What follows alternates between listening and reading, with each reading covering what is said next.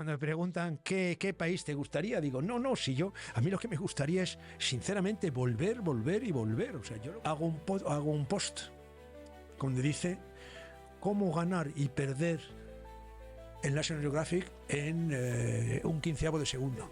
Hay sitios en la India tienes que pedir a la gente, por Dios, que se quite delante porque quieren salir todos en la foto.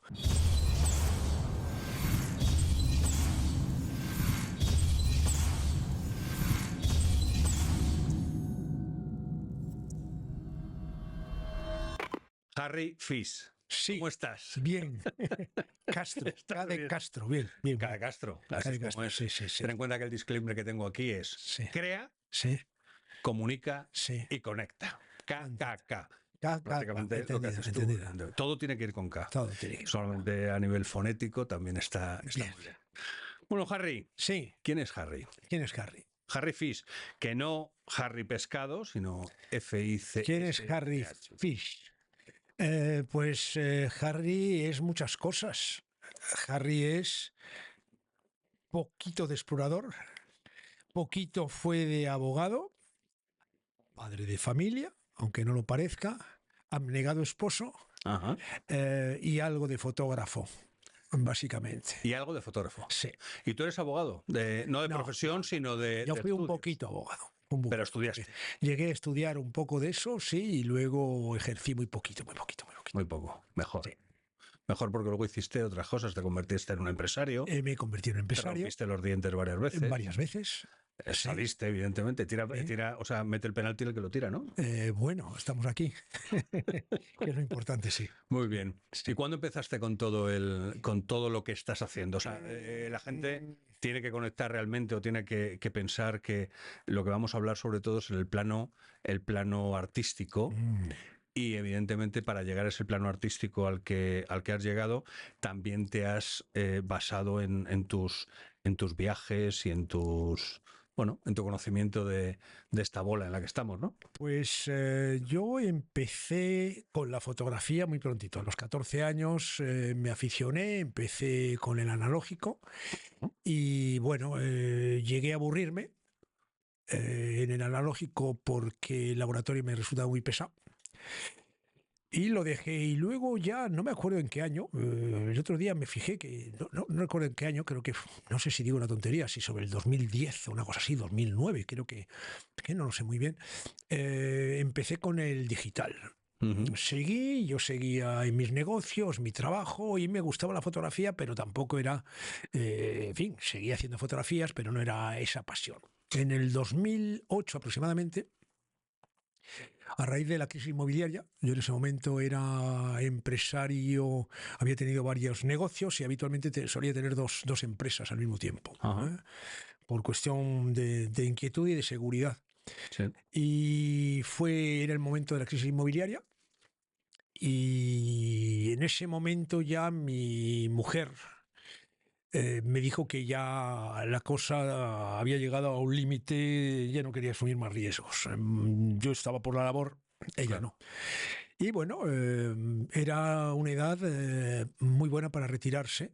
Tenía unos 60 años entonces.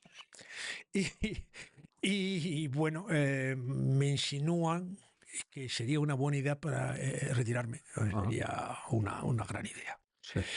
Bueno, entonces yo no sabía muy bien si estaba por la labor, realmente no estaba por la labor, y pensé que sería ideal hacer ese viaje, un viaje, ¿cómo le llaman ahora?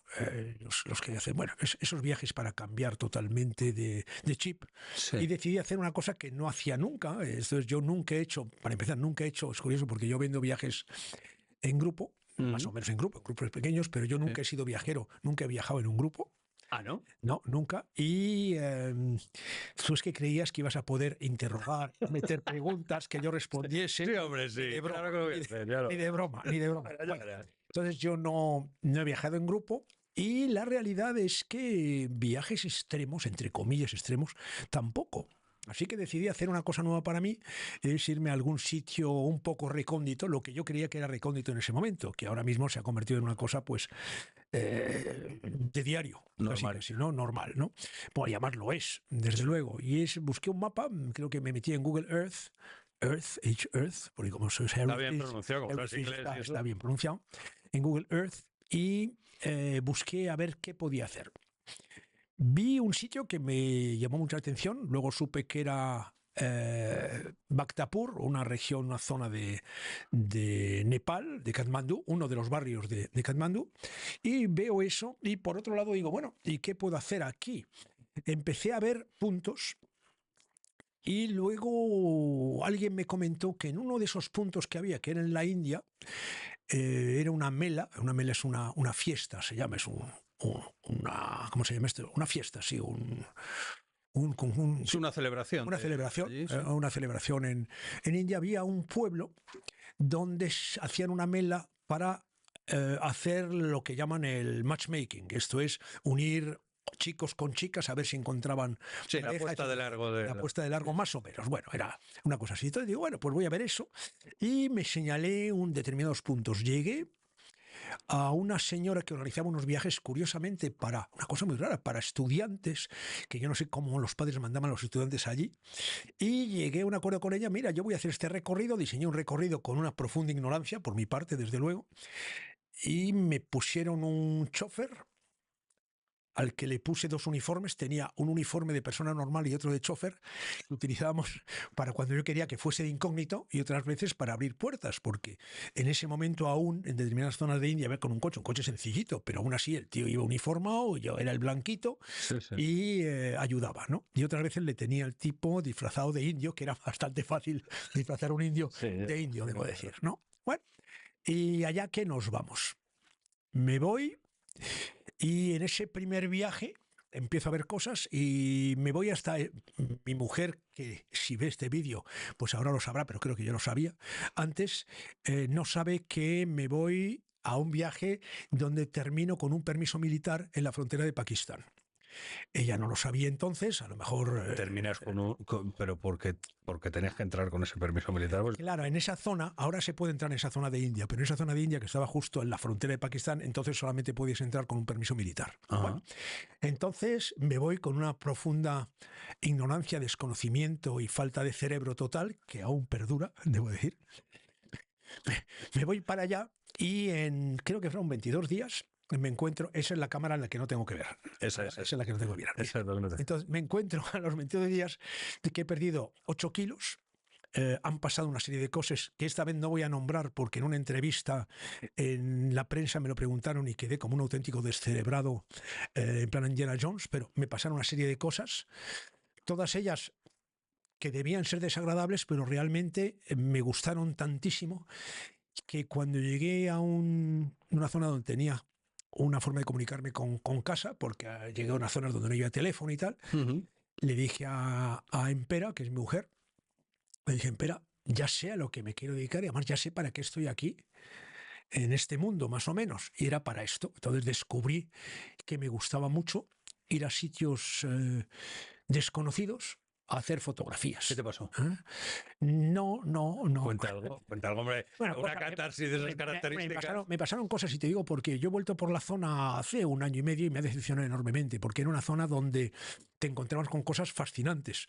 Llegabas a zonas donde mirabas a la izquierda y le preguntabas a mi conductor, ¿no? Le preguntaba, bueno, Manos, creo que se llama Manos, oye, ¿y esto qué es? No, aquí lo que pasa, llegamos a un templo, dices, Sí. y esto es un templo donde están pesando a ese bebé.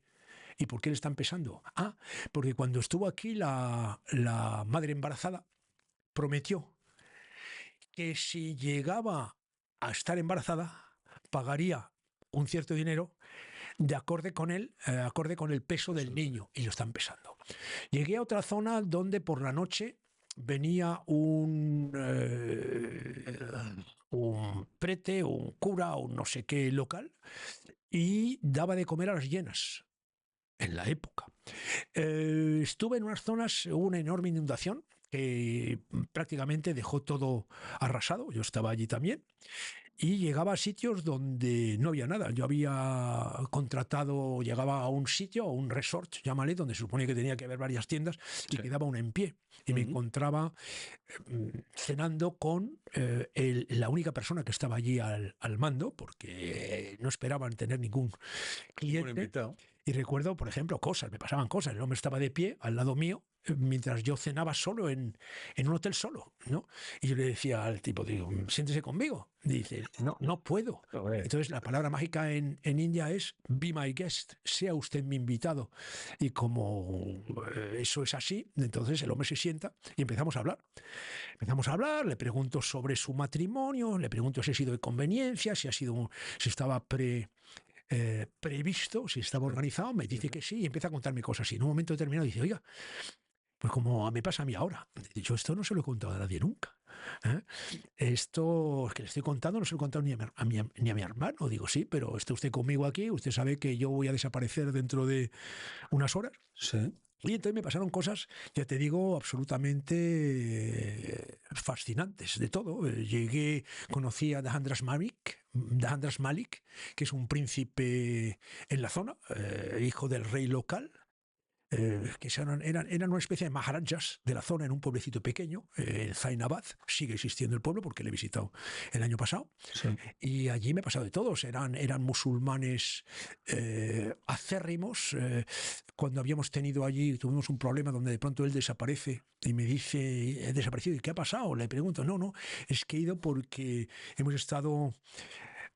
estado viendo si interceptábamos a una gente que ha entrado. ¿Una gente que ha entrado? Sí, unos hindús. En India, desgraciadamente, andan desde hace generaciones con problemas entre los hindús y los musulmanes. Sí. Y en ese momento hubo un gran problema porque hubo un ataque de hindús a musulmanes y donde hubo muertos. Y los musulmanes habían conseguido que condenasen a muerte a los perpetradores del asesinato, y en ese momento estaban esperando un ataque con bombas en el campamento, cosa de la que yo ignoraba todo. O sea, yo me enteré de eso según estoy hablando, tomando un té con él, ¿no? Entonces, o sea, pasaron una serie de cosas, una tras otra pasaba. Había una boda, yo tenía que ir a Benarés. ¿Pero en cuánto tiempo pasó todo esto? En 22 días. Pero vamos, y más cosas, cosas, ¿no? De todo. Llegué a un sitio que se llamaba... Se me olvidó cómo se llamaba, me acordaré, que le llamaban la ciudad de los millonarios. Y es porque era una ciudad muy rica, hubo un gran terremoto, era la frontera justo con Pakistán, y hubo un terremoto que hizo que era un puerto. Y ese terremoto hizo que las aguas se retiraran. Y esa ciudad, ese gran pueblo que había sido riquísimo, se quedó hecho, en fin, añicos. Llegó allí, había una gran muralla que lo separaba de un enorme desierto. Nunca entendí por qué esperaban un ataque por parte pakistaní en una zona donde podías ver el enemigo a kilómetros, ¿no? Mientras que en la época también podían entrar por el aeropuerto, podían hacer muchas cosas, ¿no? Pero allí estaban. Me quedé allí, la gente era encantadora, lo que tú quieras. Era encantadora porque, claro, no veían un extranjero desde hacía no sé cuánto tiempo. De hecho, también estuve en una gurudwara. Una gurudwara es un templo sikh. Los sikhs, en fin, esa es otra historia, es que nos daría para 63 horas más. Uh-huh. Y cuando yo llegué a esa gurudwara, yo era el primer visitante en 8 años en la zona. Estamos hablando, en fin, era una época ya donde había visitantes, ¿no? Pero nadie iba allí. Bueno, en esta parte, fin de esta historia corta, según vuelvo de ese muro, de esa enorme muralla, volvemos con mi chofer. En India se conduce al revés que aquí en España. Él está conduciendo por su derecha, yo a la izquierda, y de pronto hay dos tipos que están en mitad de la carretera, de civiles, y con una pistola en la mano.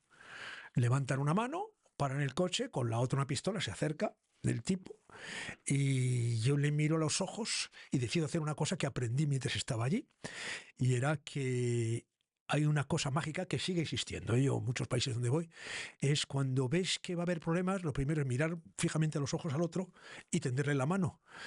El 95% de la humanidad coge la mano. El otro 5%, gracias a Dios, no me lo he encontrado.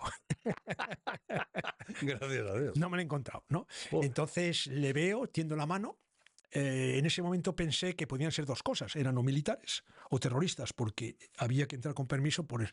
Y empecé a montarme toda una fantasía, ya se me han pasado esas fantasías, de la serie de fotografías que le haría si era un terrorista y si podría entrevistarle.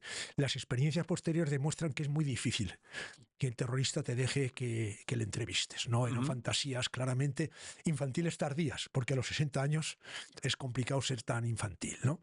En fin, tras una serie de cosas, eran, gracias a Dios, militares, seguimos, aprendí cosas, me volví a España. Y una vez vuelto a España, me apetecía volver, y creo que lo hice en un par de ocasiones así, y además tenía a mi amigo de Andras, que sigue siendo, lo repito, lo acabo de ver hace un año, para ver cómo iba su reinado ahora que yo soy príncipe, porque tenemos que hablar de que soy príncipe, es muy claro importante. Que estamos hablando de la monarquía, ahora de la monarquía, claro. Estás hablando con la monarquía. Efectivamente, ya no sé. Sí, el otro día hablé de la aristocracia y me explicó un amigo mío, que por cierto, su mujer es marquesa, me explicó justamente que no, yo no pertenezco a la aristocracia, yo pertenezco a la monarquía. Efectivamente. ¿No? Bueno, entonces este año le vi en tanto, ya estábamos los dos participantes de la monarquía, y ha cambiado mucho esa zona, que ahora es Gujarat, ahora es una zona totalmente comercial, entra sin ningún tipo de permiso y es una ciudad, una zona muy rica, muy rica. Entonces, así empecé, o sea, me entró el gusanillo y un amigo mío con el que acabo de comer ahora, un íntimo amigo mío, Ángel Fernández Picaza. Ángel, hola. Sí. No debo mirar a cámara, pero mira a cámara. No, si te está mirando y te vea. Ángel me dijo, además me lo acaba de recordar ahora, hace muchos años, estando comiendo en un restaurante, no voy a decirlo por lo de la publicidad, Cazorla, muy buen restaurante, tengo en Cazorla hace porongón de años, pues ahora unos 14 años, me dijo, ¿y por qué no haces de esto un negocio? Digo, porque esto no es un negocio, claramente. Y yo tenía razón, no era un negocio. O sea, ha tardado muchos años en poder ser un negocio. Vamos, de hecho, conseguí que esto empezara a funcionar cuando, desesperado porque no conseguía vender mis viajes en España, o los vendía de una manera pues que hacía que la operación no fuera rentable, se me ocurrió la estúpida idea de venderlos en Estados Unidos desde España. Es verdad que, como mi nombre verdadero y auténtico es Harry Fish, pensé que eso podía ayudar, y además lo de hablar un poco inglés, ¿no? Pero vamos, así fue. Bueno, hablar un poco de inglés. Bueno, entonces, ¿Cuántos idiomas hablas? ¿Perdón? ¿Cuántos idiomas hablas? Bien. Sí, para comunicarte. Para comunicarme hablo español, francés, italiano, que ese me lo aprendí no sé dónde, inglés, español, francés, italiano, inglés. Y el húngaro como los indios. Yo querer comer, yo tener hambre. ¿Y cuando te comunicas por ahí en inglés, claro? En inglés. Habitualmente. En inglés, además es el idioma oficial de mis viajes. Ajá. O sea, si tú vienes, porque antes me volvía loco, antes tenía un italiano en la mesa, un francés, un español, y todo el mundo quería que yo hablase el idioma del que tenía a la izquierda o a la derecha, me volvía loco. Entonces ahora yo hasta los mails que te mando son en inglés y ya está. Ajá. Es que me vuelvo loco, si no. Muy bien. O sea, que empiezas con un viaje de catarsis o de cambio en tu vida. Eso es que no cambió nada. Bueno, sí cambió. Hombre, sí cambió, claro. Mucho, sí. Y de buenas a primeras te das cuenta que ir a sitios que podemos considerar un poco exóticos, no precisamente la palabra, realmente pueden enriquecer algo más lo que es tu vida, ¿o qué? Sí. Bueno, realmente debo decir que mi pasión entonces, y posiblemente ahora, era la fotográfica. Eso creía yo. Eso creía y he creído durante mucho tiempo. Entonces yo iba por la fotografía.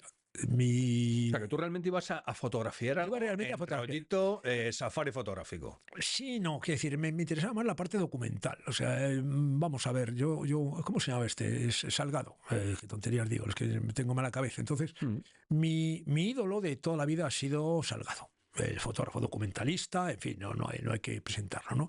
Y me tenía fascinado, obviamente nada comparable, pero sí que sabía que eso era lo que a mí me gustaba. Además de eso, siempre me gustaba lo de entrar en sitios donde intentando comprender lo que uno hace, porque yo creo que es complicado saber lo que uno hace. Por cierto, ¿quién es Castro? Es complicado, de verdad. Y tanto que es complicado. No, en serio, creo que si de verdad te pones a pensar, ¿no? Entonces,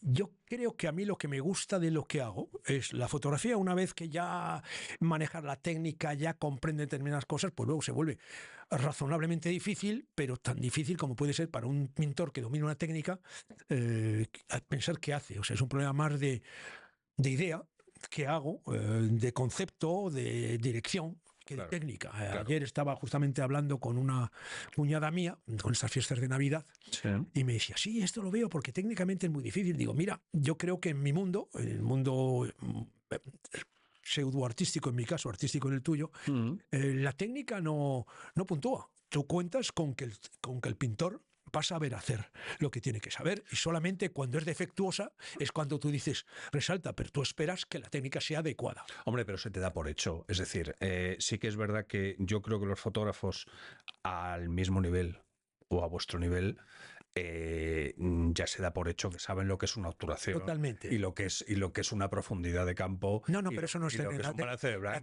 la técnica va más allá, pero no te voy a aburrir porque si no, te voy a empezar con lo de la escultura y te puede volver loco en este momento, No, que mantengo la amenaza en cualquier momento. Ya sabes que suelto algunas cositas. yo creo que lo técnica. fundamental, lo fundamental y lo que hacéis los fotógrafos y tú con lo que haces es capturar el momento y la esencia, y tu arte va orientado ahí. No lo que es probablemente la perfección de esa fotografía a nivel, no sé si de luz. Si esa luz es mala y te apoya al concepto que quieres transmitir, yo supongo que es muy buena foto, ¿no? Creo que no se espera esa perfección, creo, ¿eh? No lo sé. No soy un experto en fotografía, por supuesto. Ya se ve. Ha sido demoledor, ha sido demoledor. No, Dice, por eso. Vamos aparte. No, tú me decías, para no perder el hilo, que suelo perderlo yo, entonces no voy a dejar que lo pierdas. Exactamente. Entonces tú me preguntabas por qué. O a lo mejor no me lo preguntaba, pero te lo voy a decir yo. Porque me permitía, después de pensarlo mucho, me permite ser otra persona. Cuando he estado allí, sobre todo cuando estaba solo, cuando viajaba, esos primeros viajes, sobre todo me permitían ser otra persona. Estaba con personas que no me conocían, no es que aquí me conozca todo el mundo, pero que no, ni siquiera me podían situar sociológicamente, no sabían de verdad. Estaba con unas experiencias que para mí eran ignotas, queda muy bien, pero es así, desconocidas, entonces eran desconocidas y para mí era un choque cultural, o sea, era tan choque cultural como para mucha gente. ¿Qué sitios tan raros? Pues sí, para mí eran sitios raros. Había una parte de inseguridad y de ese control en esa situación donde no te sientes seguro. Repito, nada de esto no eran viajes de aventura, pero sí que hay situaciones pues a las que no estás acostumbrado a estar de noche en tu 4x4 y llega y te quedas embarrado y de pronto no sabes si van a venir a buscarte y luego vienen a buscarte y tal, no sé qué. Bueno, yo tengo anécdotas, dices, sobre la aventura, y aquí hago un pequeño paréntesis, uno de los 26 paréntesis de la primera hora de charla. Bien.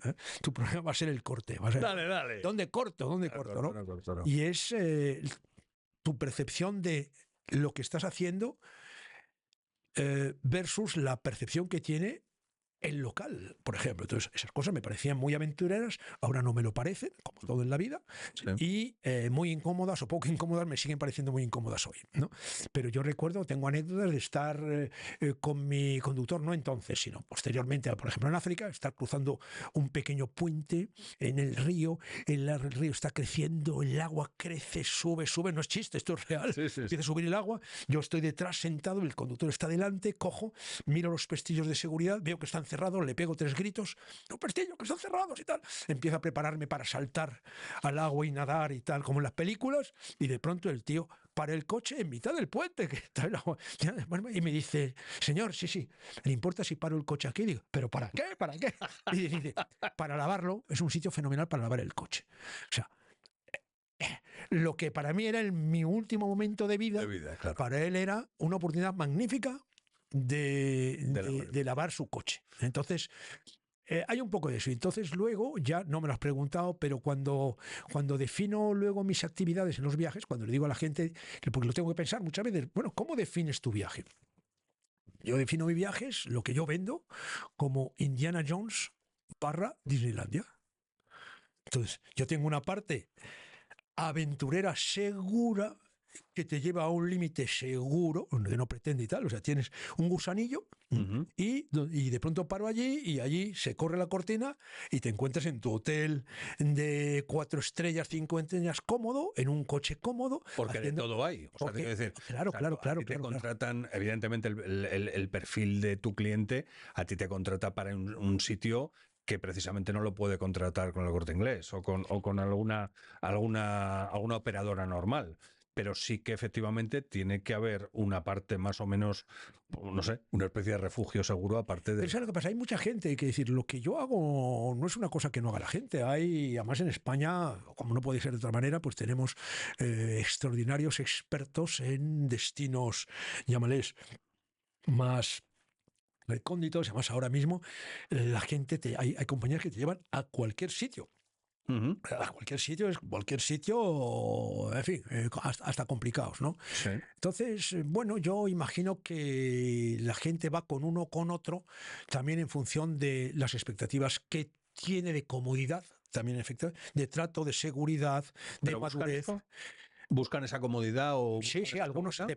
depende de la edad. Mis clientes, por ejemplo, son gente habitualmente mayor de 60 años, en principio, mayor de 65 y hasta de 80. Tengo donde son gente que ha dormido en muchos sitios, que es perfectamente capaz de dormir en un hotel de campaña, pero si no lo necesita, no lo hace. Entonces Ya. yo les llevo una yurta mongola. Pero, hombre, se puede estar razonablemente cómoda, bastante cómoda en una yurta mongola. Entonces, tienen la sensación real, vamos, más de la experiencia real de estar en una yurta mongola, pero no por eso tienen que estar ateridos de frío Ajá. y mal. Entonces, yo intento que no sea una experiencia extrema. Yo tengo algún cliente joven que cuando le he dicho que en Mongolia vamos en Lexus o en Toyotas y tal, es que qué pena, porque él quería ir, muchos operadores van con coches rusos, que son una especie de tanquetas rusas, Ujú. incomodísimas. No tienen aire acondicionado y en verano en Mongolia, si pega, pues hace calor, como en todos los sitios, y son incomodísimas, ruidosas, incomodísimas, se rompen, lo que pasa es que se arreglan muy fácilmente.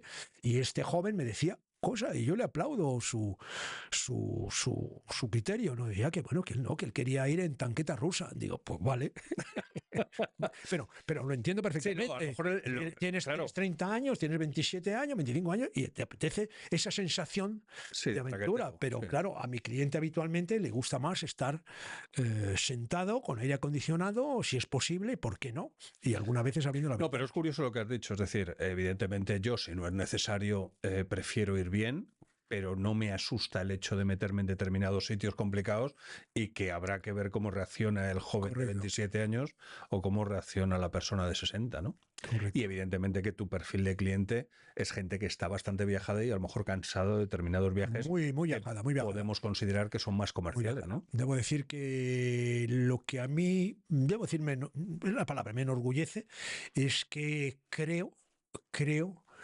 que mi target, queda muy bien eso, pero creo que mi cliente justamente es ese cliente viajadísimo y además que ha viajado con lo más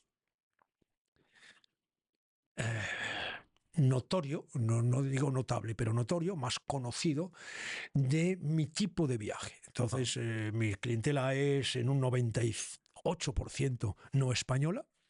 Pongamos que tengo una cierta facilidad por conectar con desconocidos en situaciones poco previsibles, por Ujú. llamarlo de una manera, ¿no? Y con seguridad y con calma y divirtiéndonos todos, ¿no? Ajá. Pero hay otros, hay gente muy buena por ahí.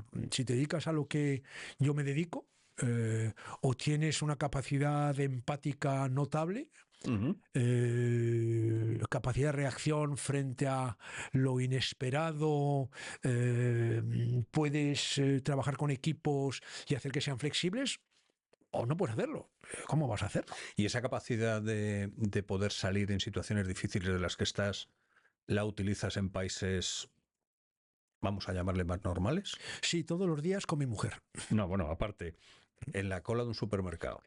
No. Yo Tú aquí tienes no tengo una capacidad no, para nada. psicológica para... No, para nada. Yo no tengo ninguna. Yo soy dos personas. Yo soy, ¿quieres Harry Fish? No.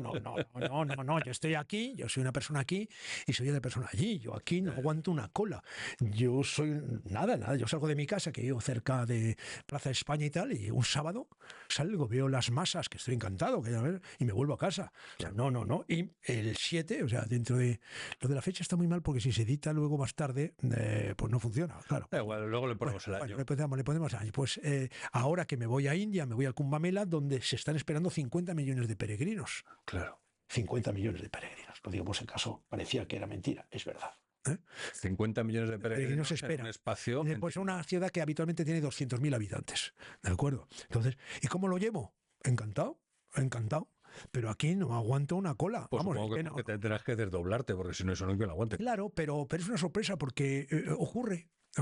De hecho, a mí me ocurre también que cuando estoy terminando un viaje, donde durante todo el viaje he sido la persona más tranquila del mundo, dentro de que hay momentos que es cuando estás atracando un barco, ¿no? Cuando estás, se supone, porque yo barco he tenido una vez nada más, pero cuando tienes que en ese momento atracar y estás llegando a puerto y tienes que poner la cuerda, allí no hay bromas, tienes que hablar rápidamente, tienes que tomar decisiones rápidas y no hay tiempo para la diplomacia. Entonces, eso me pasa.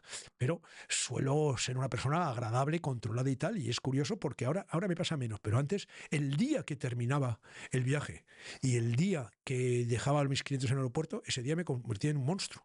Claro. En el hotel, cuando no me trataban como yo pensaba que me tenían que tratar. No, pero lo digo por qué razón, porque yo me parto en 10 por mis clientes, Claro. y me parece inaceptable cuando yo soy cliente que no se partan en 10 conmigo, pero es una estupidez lo mío, pero era ese salto mental. Eso está bien.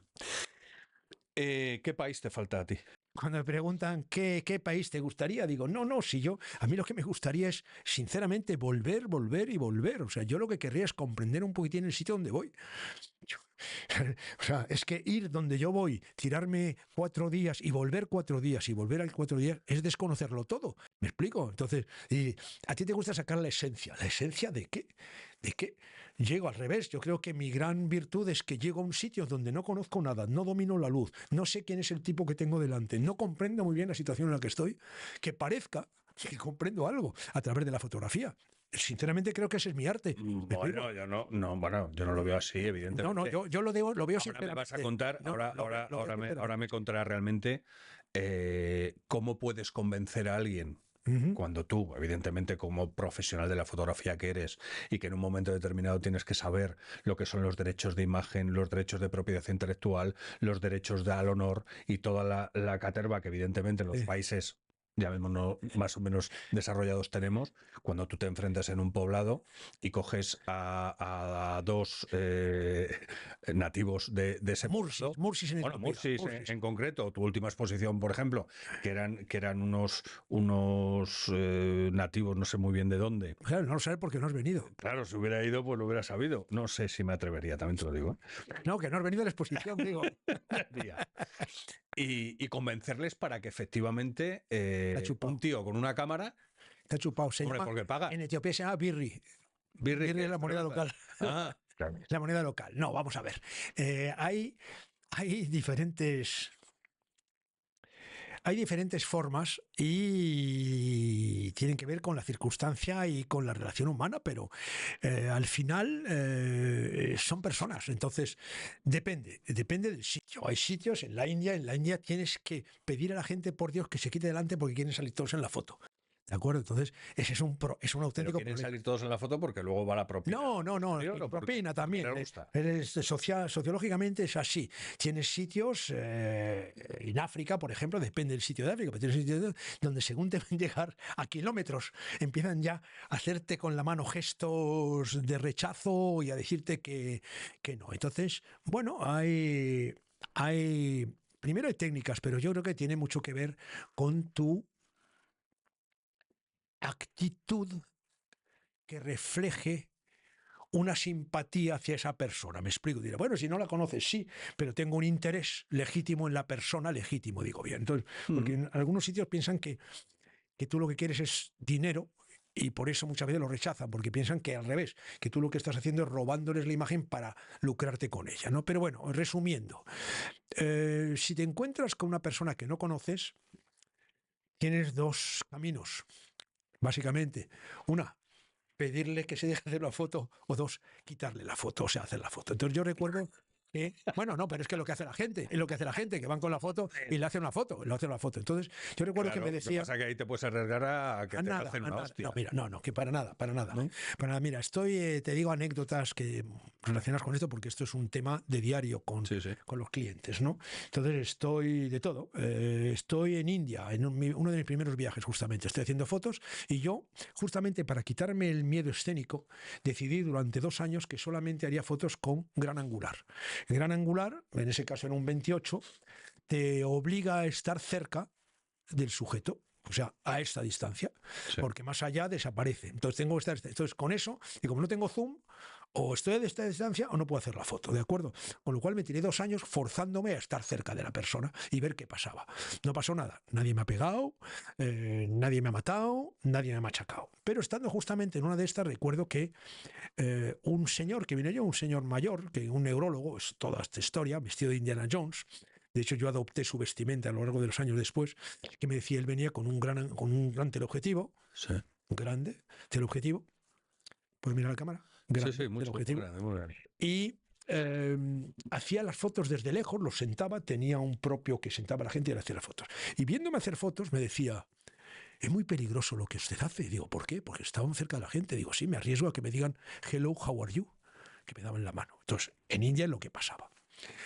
Tengo sitios, por ejemplo, estoy todo lo contrario, en el mercado en Addis Abeba. En el mercado Addis Abeba, pues bueno, es uno de los mayores mercados de África, y allí en ese momento llevamos un guarda, que es un tío vestido de uniforme con un fusil tipo Mauser, por cierto, del aspecto ese antiguo y tal. Yo sospecho que o no tenía balas o tenía una para suicidarse, es lo que siempre he pensado yo, ¿verdad? Que no tiene mucha porque son muy caras las balas. Entonces el tío iba detrás haciendo como de hombre escolta y tal, no sé. Entonces, que no es necesario, pero no sé por qué, yo creo que quería dinero y por eso se puso allí. Entonces recuerdo que estando en el mercado, uno de mis clientes le veo muerto de miedo. Y entonces le digo así con la cámara agachada, y, ¿qué pasa? Y me dice, no, es que son agresivos. Y digo, ¿y quién es agresivo? Y dice, ese de allí. Entonces me señala, mira la cámara, me señala a ese de allí, ¿no? Entonces digo, ese de allí, me acerco y como tienes que empatizar, o sea, al final tienes que hacer algo. Entonces te queda, ponerte muy serio, no va a funcionar ponerte muy serio, ¿de acuerdo? Entonces, ¿yo qué hago? Digo, voy a romper las expectativas, que es lo que hago casi siempre. Alguna vez no he tenido suerte, he tenido suerte y ha llevado a alguna circunstancia, pongamos un poco delicada, pero nada más. Entonces, ¿yo qué hago? Es romper las expectativas. Entonces, llego al tipo y el tipo cuando me dice, fótalo, y me hace así con el puño, entonces, ¿yo qué hago? Pongo cara de susto y como si fuese un payaso de circo. Hago así porque no hablamos el mismo idioma, además de eso. Yo no puedo. Dice, ¿qué le cuentas? ¿Qué le voy a contar? Si eres etíope y yo no hablo etíope. Entonces, hago cara de susto. Empiezo a jugar con él y tal. ¿Cómo terminamos? Abrazándonos y haciendo así, chocando las manos, etc. Tanto es así que termina la cosa de tal modo que los comerciantes que están alrededor me echan porque el lío que estoy montando interrumpe las ventas. ¿De acuerdo? Entonces, ¿qué ocurre? Es un problema de empatía. Ese tipo que dice Fotono, la mayoría de las veces es que vemos mucha película de terroristas. Digo, no, la gente no es así. El 99% de la gente normal, cuando ve un guiri en un sitio donde no hay guiris, tiene curiosidad. La misma que tú tenías, que tenemos nosotros aquí con lo de Bienvenido Mr. Marshall y venía un americano. ¿Qué quería el señor del pueblo? Hablar con el americano y poder contar luego que había hablado con el americano. Pero eso es la naturaleza humana. El resto son fantasías y mala pata. Cuando la gente dice, bueno, es que es muy peligroso. No, lo peligroso es subirse en un coche. Los accidentes no son porque te han clavado una lanza.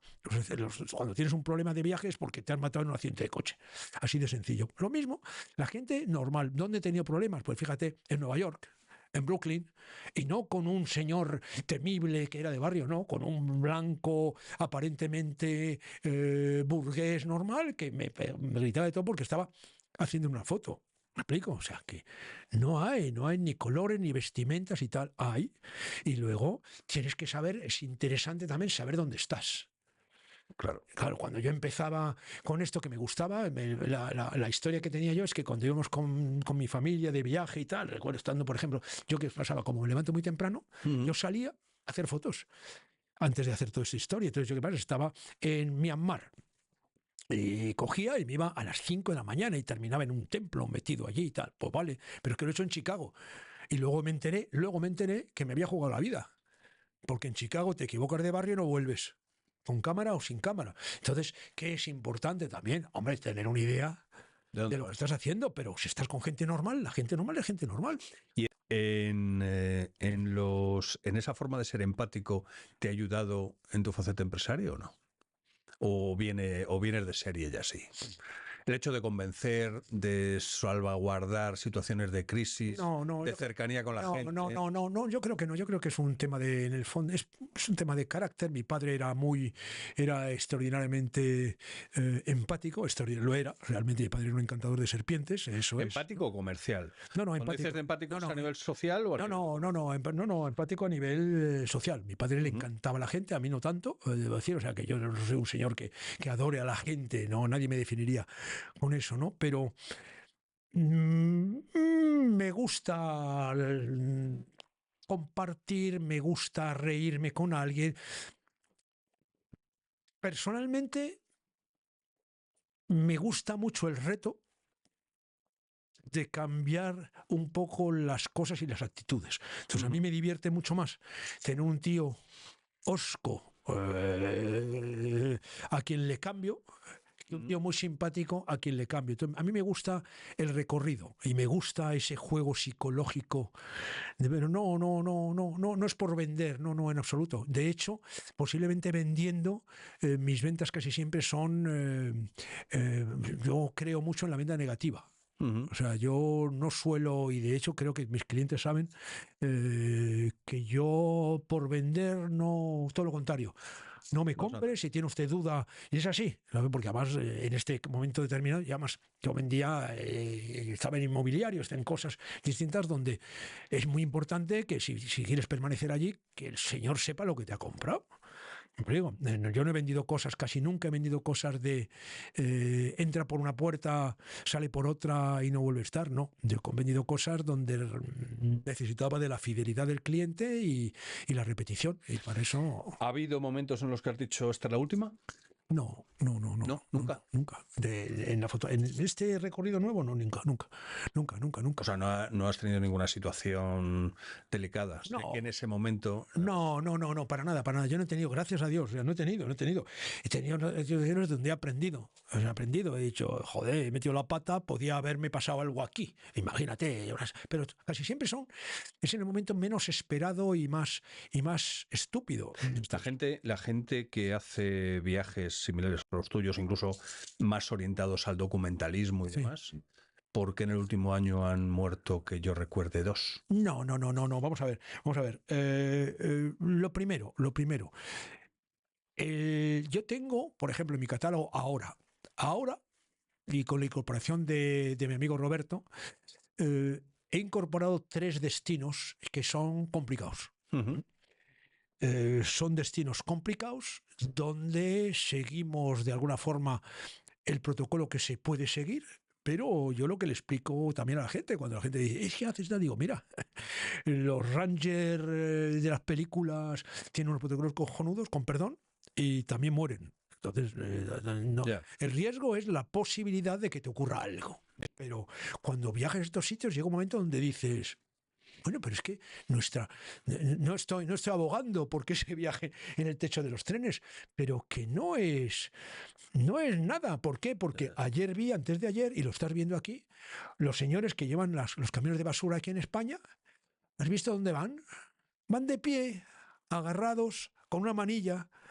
¿Qué pasa? ¿Que ese señor tiene una prima de riesgo porque está? No, va de Seguramente pie. sí. Seguramente sí, pero va de pie, pero va de pie en Sí, un sí. autobús. Sí. O sea, y nosotros viajamos ¿dónde? De pie en autobuses. Ya. ¿Me explico? Entonces, muchas veces no estoy minimizando, pero no, yo no concibo, yo no creo que mis viajes sean viajes, que nuestros viajes sean viajes. Vamos a zonas, y repito, tengo a lo mejor en este momento, si tengo vendiendo 15 destinos distintos, pues tengo 3 Ajá. que son complicados, pueden ser complicados, ¿de acuerdo? Pero voy con lo mejor que se puede ir, los mejores receptivos, la gente que más conoce eso, a la mínima cambiamos itinerarios y a mí me ha pasado que debido a problemas locales, el año pasado tenía que ir a Bangladesh, hubo esta historia de de la ministra que hizo no sé qué y tal, y lo tuve que anular y devolví el dinero a todo el mundo y se anuló. Y está ahí, no vamos. Y tengo gente que me ha dicho, ¿y por qué no vamos a tal sitio? Digo, mire, no vamos porque considero que no debemos ir y no vamos. Y 2 años después se puede ir, pero vamos a poner las cosas en su sitio. Cuando nosotros aquí estábamos en España y teníamos la época de ETA, la época suave, tenía muchos amigos británicos y tal, que me decían que pensaban más o menos que nosotros nos estábamos matando, estoy hablando del final, ¿no? Sí, sí. Y no podían entender cómo íbamos nosotros al País Vasco a comer. Digo, pues ya está, de acuerdo. Y para ellos estaba clasificado como posiblemente grado 4, como ir a Sierra Leona. Oye, ¿me explico? Entonces, bueno, eso hay matices. Bueno, y siguiendo con lo que hablábamos de cosas que te han pasado en viajes, ¿qué pasó cuando te coronaron príncipe y accediste a la monarquía? Bien, bien. Estaba en Benín y estaba preparando un viaje, creo que estaba antes de recibir, además, una de las veces que iba a hacer un viaje, a guiar un viaje, llámale, de fotógrafos en Benín. Y lo que intento hacer, ahora lo voy a hacer yendo a India, hay veces que voy unos días antes para hacer mis cosas. Además de, si es un destino que no conozco bien, pues posiblemente a familiarizarme más con el destino. Y si no, lo que intento es hacer fotografías mías, cosas que me interesen. Entonces, en este viaje estaba con un magnífico guía que tengo allí, fantástico, un tipo encantador, y le dije que querría entrevistar a reyes, porque Benín es una república, y es una república que curiosamente tiene reyes. Ah, claro. Entonces, eso era antes el reino de Abomey, que antes estaba por Nigeria, lo hemos oído hablar, estas historias y tal. Entonces, era toda una región de esclavos, esa es otra historia. Pero bueno, Sí. volviendo al tema, en Benín hay reyes. Los reyes cumplen Muchos, varios, por tribus. varios. No sé qué número, pero bastantes porque eran los reyes de cada cual de su área, más importantes, menos importantes. Ajá. Y hoy en día lo que cumplen es un poquito la función de los presidentes de las comunidades autónomas aquí, por ejemplo. Entonces, inteligentemente, los gobernantes de la República, no sé en qué momento, decidieron que era magnífico mantener a los reyes. ¿Por qué? Porque están bastante próximos, obviamente, a la ciudadanía. Al pueblo. Claro. Luego tiene una parte mística porque siguen estando relacionados con el vudú. Y bueno, es una forma magnífica de resolver temas de pequeña escala relativamente, ¿no? Porque hacen dictámenes sobre problemas de justicia, de robos, problemas familiares, etcétera, etcétera. Bueno, entonces en una de estas yo ya tenía esa idea y quería hacer, porque ha desaparecido un poco esa idea, por razones que luego te puedo comentar, quería hacer un libro fotográfico sobre los reyes de Benín, porque el último libro que yo había visto sobre ese tema creo que databa del año 70-80. Desde entonces yo por lo menos no había sido capaz de localizar nada. Sí, pensé que era algo interesante, a mí me gustaba el tema. Y aquí conocí a mi rey, que es Yeto Kandiji, que supongo que verá esta entrevista. Y entonces, bueno, tuve una audiencia con el rey, una primera audiencia. Luego tuve otras visitas y tengo la suerte que el estatus de fotógrafo, curiosamente en Benín, está valorado. Mientras que posiblemente en otros países, pues ser fotógrafo es pues una cosa bastante normal y ni más ni menos como actividad que otra. En África, en muchos sitios de África, ser fotógrafo es una cosa que tiene cierta relevancia y ser fotógrafo, además viajero internacional, pues como decían los modernos, que ahora se imagino que dirán otra cosa, mola. Claro. Mola, ¿no? Estuvimos hablando, hicimos buenas migas y en un determinado momento me insinuó si a mí me interesaría, aceptaría la dignidad o querría ser príncipe, en el sentido, porque yo soy príncipe y ministro, las dos cosas. Anda. Entonces, el principado en Benín hay los príncipes hijos de el monarca y luego hay príncipes nombrados que son altos dignatarios, esa es la palabra, ¿no? Y me propuso nombrarme príncipe. Y así fue. O sea, para hacer la historia larga corta, como dicen, un año después me convertí en príncipe. Con mi ceremonia tuve que hacer una iniciación de vudú. Una iniciación de vudú como estamos acostumbrados a verlo. Es que como estáis acostumbrados a verlo, No, yo no lo tiene decía, nada que ver. No tiene nada el que ver. muñequito era eso, no. No, los muñequitos en vudú, no sé, yo no he visto ceremonias con muñequitos, muy pocas. Se ven de medio con gallinas, con gallos, con palomas, me explico, y no les clavan pinchos ni cosas de esas, que decir, las sacrifican, pero ya está, ¿no? Y no son ceremonias como... En fin, tienen historias de color de sangre por el animal que han sacrificado y algunas pociones y bebidas y tal, y velas y todas esas cosas, pero pictóricamente, es decir, estéticamente, te pueden recordar a lo del vudú, pero las ceremonias son distintas, por lo menos aquel vudú. Ajá. ¿Y te hacen príncipe? Haciendo a partir de vudú, o sea, a partir de una ceremonia de vudú, No, a partir de una ceremonia de vudú y un gran ágape. De hecho, en el ágape me mandan, esto tiene toda una preparación. Cuando le digo que estaría yo encantado, me dice, el rey me pone con alguien de su palacio y me mandan un listado de las celebraciones y de lo que va a contener el ágape. Entonces, en el listado que me mandan, con sello real, que me mandan por WhatsApp, porque ya somos modernos, entonces... Y tiene sello real. Tiene sello real, obviamente, pues viene la descripción de la ceremonia y, como no, lo que vamos a adquirir. Entonces, 2 cabras, 7 gallinas. Lo que te iban a dar a ti, lo que como una especie de dote. no, lo que va dentro de la celebración, porque se hace una gran fiesta con baile, con no sé qué, con gran baile. Tenemos amazonas que vienen a cantar bandas de música. Es una gran celebración, además, donde ha habido reyes invitados, otros príncipes, altos dignatarios. Salimos en prensa. No. Es un tema serio, y ya te digo, y de cobertura. Y de internacional, claro. No sé si internacional, pero desde luego local, sí. ¿Y qué te beneficia en algo aparte de, evidentemente, nada, quedarte con la anécdota? Nada, no con la Ni anécdota. te obliga a nada. No, vamos a ver. En principio, yo tengo un juramento de lealtad a mi rey, y cuando puedo, y si está en mi mano, pues ayudar. Soy, llámale de alguna forma, uno de los embajadores que él tiene fuera de su reino. Entonces, si alguien viene a Madrid, por ejemplo, a Madrid concretamente, de su parte, le atiendo. Y al revés. No, por el momento no se haga el caso. Pero se podría dar. Se podría dar porque mi rey ha vivido en Barcelona y de hecho ha estado en Madrid aquí invitado por mí también. Entonces él viaja, es un hombre que viaja, ha viajado a diferentes países. Sí. Y bueno, y del mismo modo, si va alguien a su área, pues desde luego será recibido, espero, por su majestad y esas cosas. Bueno, para mí, dice, ¿qué saco yo de esto? Muchas cosas. Saco, sobre todo, nuevamente, haber conocido otro universo. Yo, lo que me interesa a mí, como... creo que no sé si terminé de decirlo, creo que no, pero claro, a mí me interesa muchísimo esas otras vidas que vivo.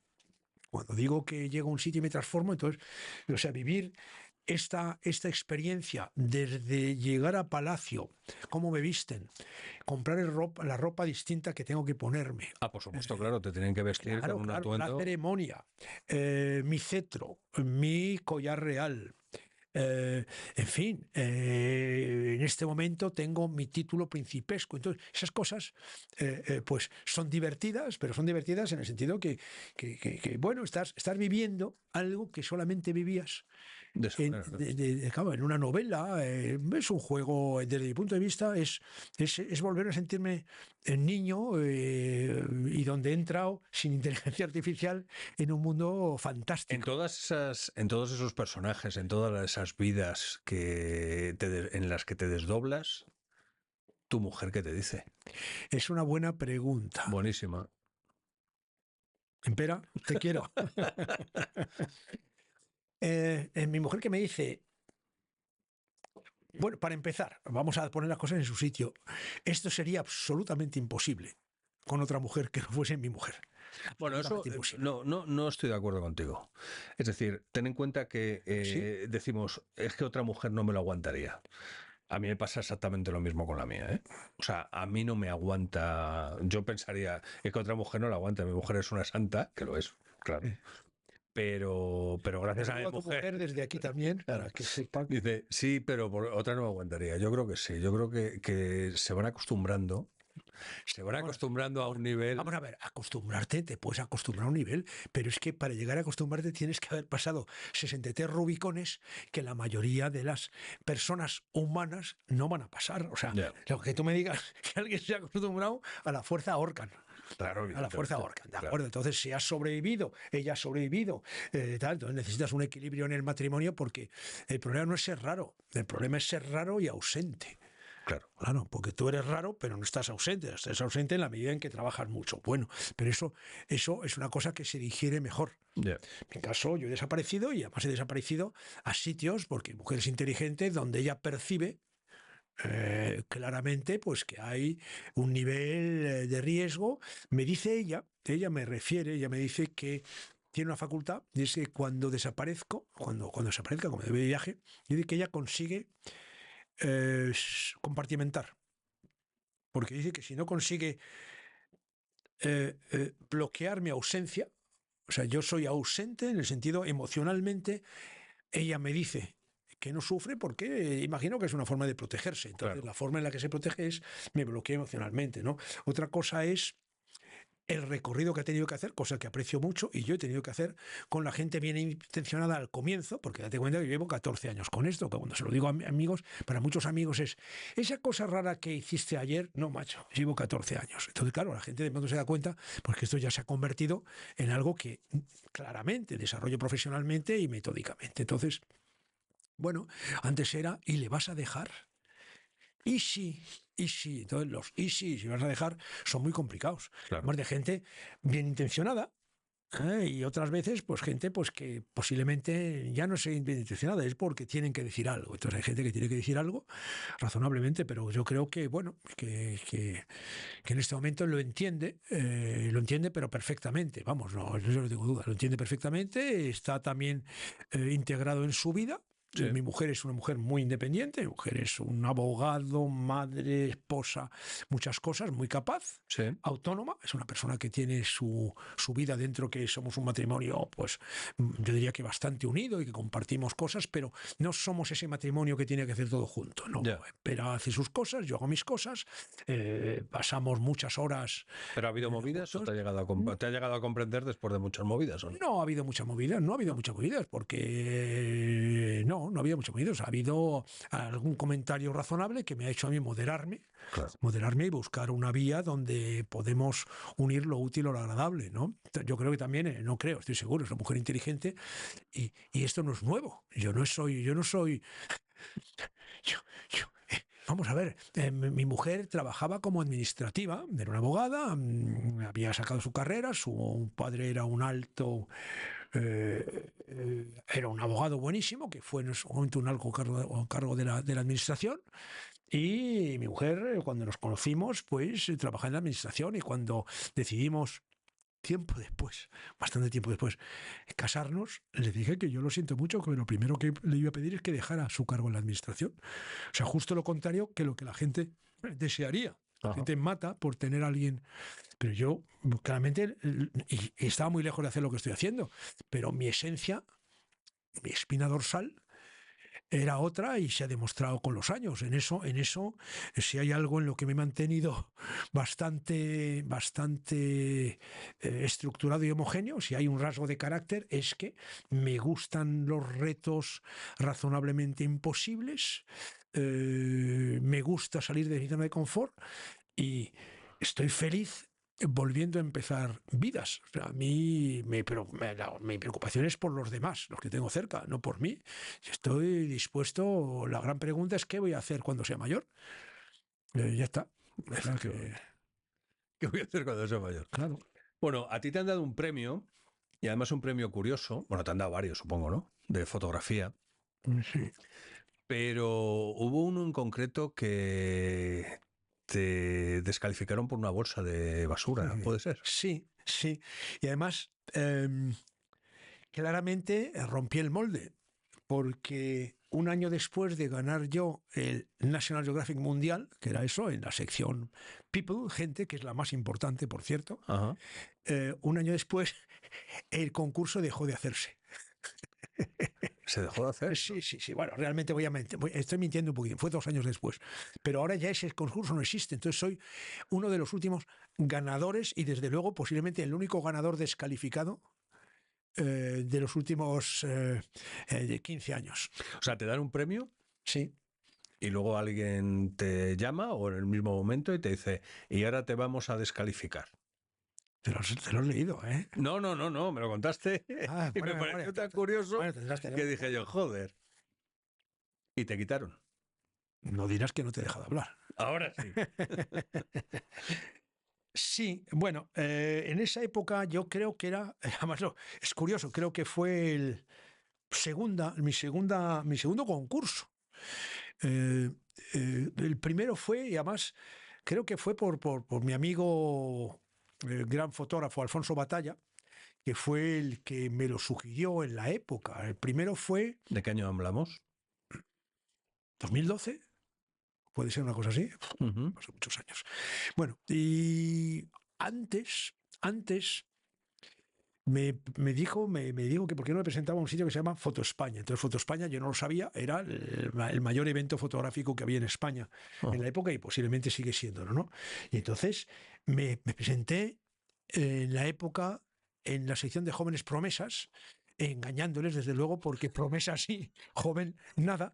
Y, y tuve la suerte enorme que seleccionaron un trabajo mío sobre unos presos, en fin, toda una historia. Bueno, esa fue mi primera y única, creo, experiencia en un concurso, creo recordar, igual me equivoco. Y luego, más adelante, me dijo que por qué no me presentaba a National Geographic, y que me presento y esto qué es y tal, ¿no?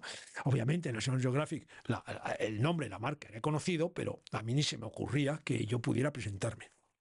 Bueno, hago una pequeña selección de fotos, por no sé cuántas mandé, creo que mandé 5, mando la foto y me olvido. Ahora ya no, como están otros concursos, ahora ya conozco la mecánica y a lo mejor sí estoy más pendiente, o como conozco los plazos de entrega de cosas, pues ya me lo conozco, ¿no? Pero entonces no, entonces cojo y me olvido. Pero no me olvido porque lo despreciara, me olvido porque realmente era primero absolutamente impensable que yo pudiera ganar. Eso es muy complicado. A lo mejor habían 17.000. Se presentan 17.000. Por decir algo, digo una cosa, sí, sí, pero además a National Geographic, a cualquiera que tenga 2 dedos de frente, no se presenta un tipo sin tener ninguna idea. Entonces tienes de todo, ¿no? Pues, de hecho, luego te lo contaré, o recuérdamelo. Yo vi cuando me descalificaron quién cogió mi sitio, porque el segundo devino el primero y me quedé asombrado. O sea, es cuando yo comprendí que yo debía ser bueno, porque si el segundo era así de bueno, yo que había sido el primero tenía que ser la pera limonera. No, de verdad, o sea, yo hasta ese momento no. Y bueno, la historia es que lo presento y trabajo bastante y trabajo a unas horas raras, por lo menos entonces más aún. Y no me acuerdo a qué hora de la mañana, porque me gusta levantarme temprano, pues qué sé yo, a las 5, a las 6, viene un mail de la Organización National Geographic. Y dice, lo abro y yo esperaba que me dijeran, pues, o que había que no, gracias. Gracias por participar. Gracias por participar, que suele ser lo habitual, ¿no? Claro. O tal, o hemos hecho una preselección de los primeros 232.000 y usted no sé qué. Y leo y dice, señor Fish, Harry Fish, sí, ha sido usted nombrado ganador del National Geographic. Y digo, ganador del National Geographic. Bueno, mande usted, como habitualmente hacer fotografías RAW, se supone que un buen fotógrafo hace una fotografía en RAW, que es un formato determinado y tal, mándenos el RAW para controlar no sé qué y tal, pero es a usted, felicidades. Voy al dormitorio y le despierto a mi mujer y le digo, espera, que me han nombrado, soy el ganador de National Geographic. Y me mira, abre un ojo y me dice, ¿y eso te hace ilusión? Entonces ya comprendí que no iba a encontrar ningún apoyo especial en esa faceta de mi gloria artística, ¿no? Sí, sí. Entonces, bueno, fue así. Entonces, cojo, llamo a un amigo, un grandísimo fotógrafo, Tino Soriano, que él era fotógrafo de National Geographic, uno de los muy pocos fotógrafos de National Geographic españoles. Y le digo, Tino, que me han dado el premio National Geographic. Y me dijo, Tino, encantador, me dijo, oh, pues te va a cambiar la vida, ya es una tarjeta de visita. Es verdad, además, ¿no? Hasta perdiendo luego, ¿no? Te va a cambiar la vida, esto es la pera, no sé qué, no sé cuándo. Muy bien. Yo y veo esa pequeña nota que dice, mande usted el RAW. El RAW es porque ellos quieren controlar no sé qué.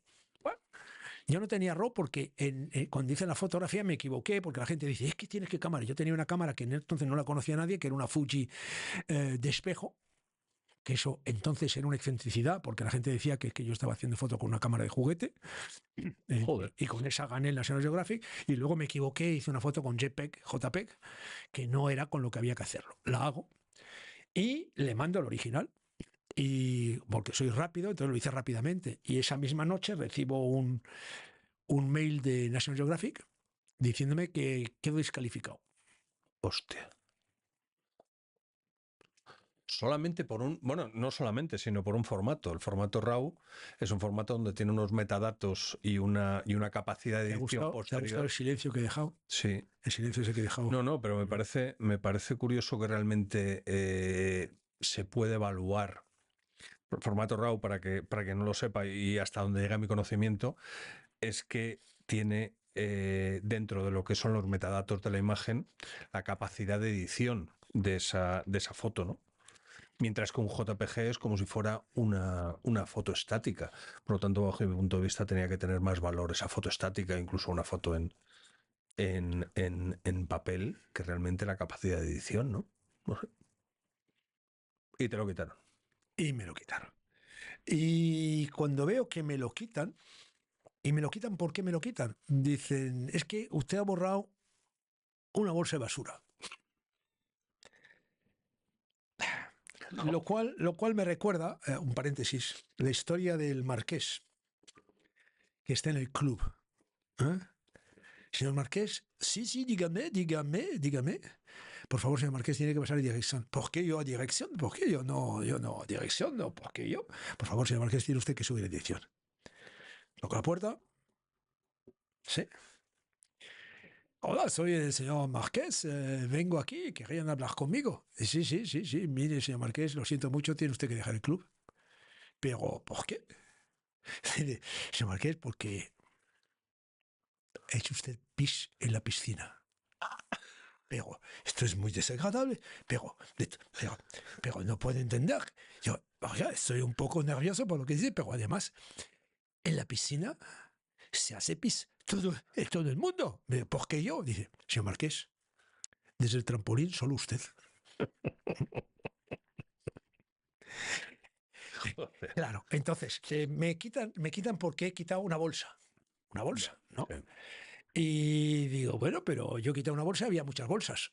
Y me dicen, es que las reglas son las reglas. Y entonces yo, curiosamente, esa bolsa que borro una bolsa porque había muchas bolsitas y estéticamente me molestaba.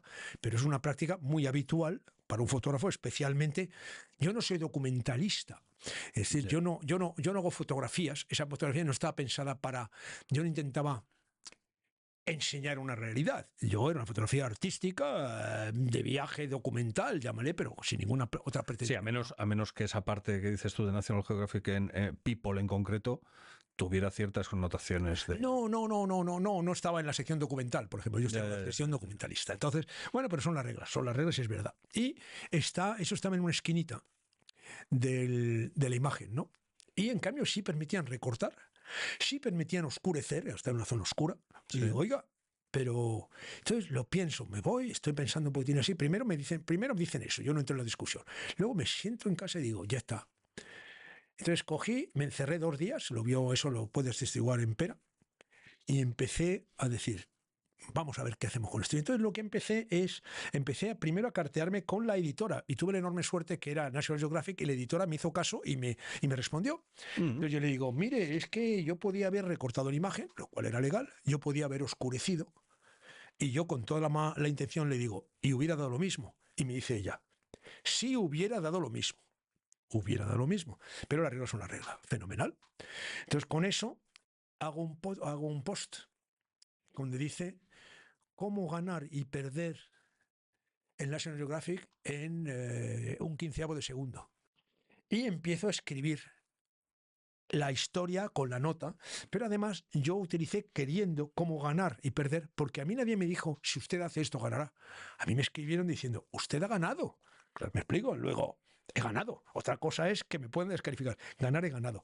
Empecé a escribirlo y la historia se convirtió en trending topic.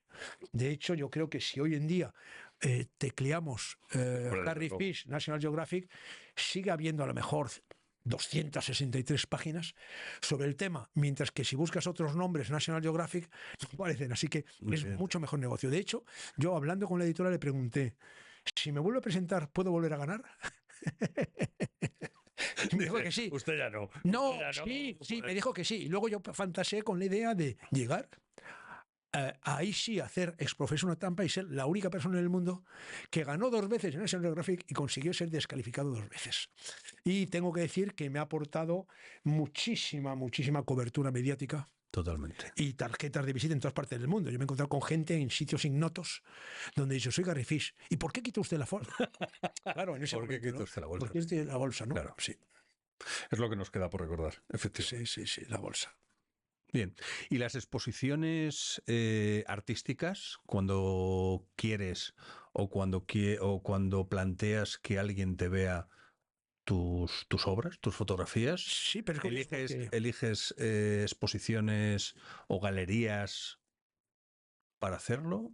Bueno, pasas? yo primero creo que para poder elegir galerías tiene que estar en medida de poder elegir galerías. Entonces la primera discusión es si yo estoy posicionado como a escoger galerías. Eso es una cosa. Y segundo, yo creo que tiene que ver también con qué vas a exponer. Entonces, el tema es que yo lo que expongo no es, curiosamente, lo que las fotografías que hago en mis viajes, básicamente tal cual, no son objeto de exposición. No tengo demasiado interés. Personalmente, no es que las menosprecie, pero no es lo que a mí me gustaría exponer y de hecho no los que estoy exponiendo. ¿Qué te gustaría exponer? Pues realmente ahora sé lo que me gustaría exponer últimamente. Estoy con una serie de monos que me divierte mucho y que curiosamente no es fotografía, es inteligencia artificial. Entonces, y es lo que me apetece ahora.